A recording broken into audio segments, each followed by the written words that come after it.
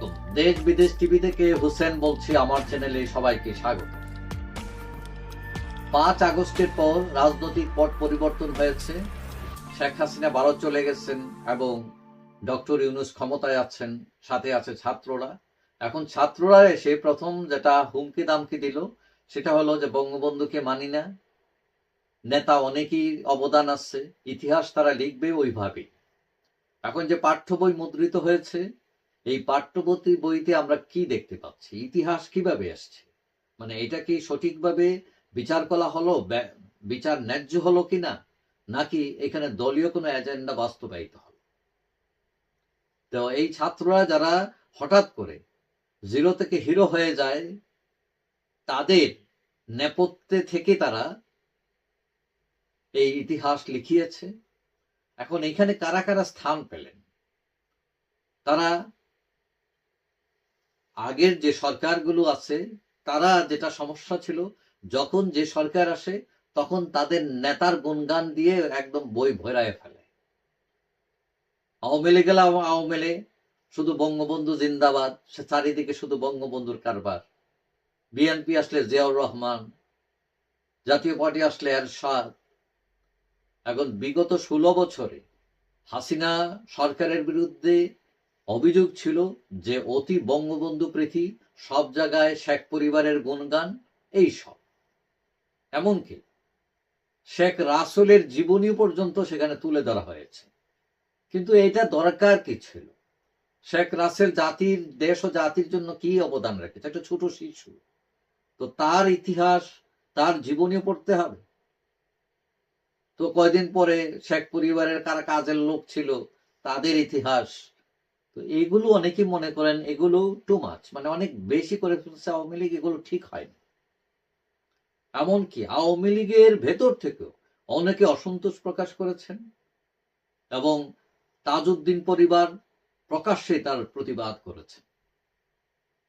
এখন ছাত্ররা বলছে যে মুক্তিযুদ্ধ, দেশ গঠনে অনেকের ভূমিকা ছিল এবং সেখানে তারা নতুনভাবে যে বই লিখেছে, পাঠ্য তৈরি করেছে শিশুদের জন্য, সেখানে শেখ মুজিবকে স্থান দিয়েছে, মৌলানা ভাসানীকে দিয়েছে, সোহরাওয়ার্দীকে দিয়েছে, শেরে বাংলাকে দিয়েছে। স্বাধীনতার ঘোষক হিসেবে জিয়াউর রহমানকে রাখা হয়েছে এবং জাতীয় 4 নেতার কথাও এখানে উল্লেখ করা হয়েছে।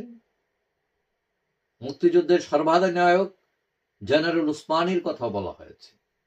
শুধু মুক্তিযুদ্ধের বিষয় নয়, ব্রিটিশ বিরোধী আন্দোলনে রাজা রামমোহন, ঈশ্বরচন্দ্র বিদ্যাসাগর, ক্ষুদিরাম, প্রীতিলতা, মাস্টারদা সূর্য সেন, রবীন্দ্রনাথ, নজরুল, একদম বেগম রোকিয়া পর্যন্ত। এখন কেউ কেউ মনে করেন শিশুদের যে পাঠ্য দেয়া হয়েছে এইসবের মধ্যে যুক্তি আছে, ন্যায্যতা আছে।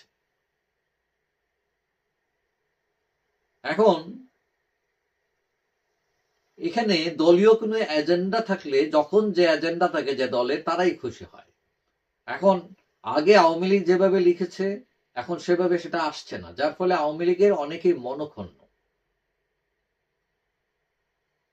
কিন্তু আমাকে যদি বলেন, আমি বলবো যে এইটা একদম খুব মহান, খুবই সুন্দর হয়েছে তা না, তবে বেটার দেন নাথিং, মানে বেটার। এটা আগের চেয়ে অন্যান্য যে রাজনৈতিক দলগুলোর নেতৃত্ব ছিল, শাসন ছিল, তাদের চেয়ে আমি মনে করি এটা তুলনামূলক ভালো হয়েছে। কিন্তু 100% ভালো হয়েছে সেটা আমি বলবো না। যেমন তারা সেখানে খালেদা জিয়াকে অন্তর্ভুক্ত করেছেন, নারী নেত্রী, আবার শেখ হাসিনা বাদ, কিন্তু খালেদা জিয়া কিন্তু অনেক বিতর্কিত।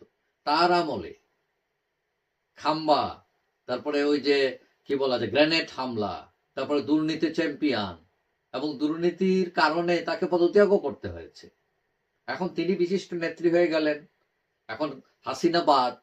এখন হাসিনা ঠিক আছে, হাসিনার নামে অভিযোগ বাদ, কিন্তু খালেদা থাকেন তাইলে কিভাবে?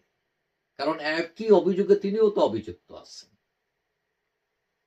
অনেকটা এইসব জিনিস থাকার কারণে অনেকটা প্রশ্নও দেখা দিয়েছে।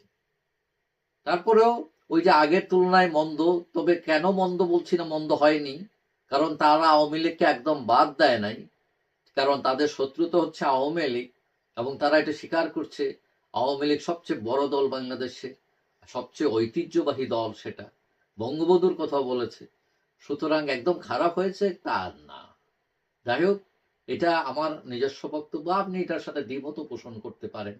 আমি মনে করি ইতিহাস একপেশে হয়ে লেখা উচিত নয়, ইতিহাস লিখতে হয় হ্যাঁ সত্যের উপর দাঁড়িয়ে। এখানে কে উপকৃত হলো কে উপকৃত হলো না এটা বিচার করতে হয় না। যাই হোক, সবাই ভালো থাকবেন। আশা করি দেখা হবে অন্য কোনো ভিডিওতে ইনশাআল্লাহ। আল্লাহ হাফেজ।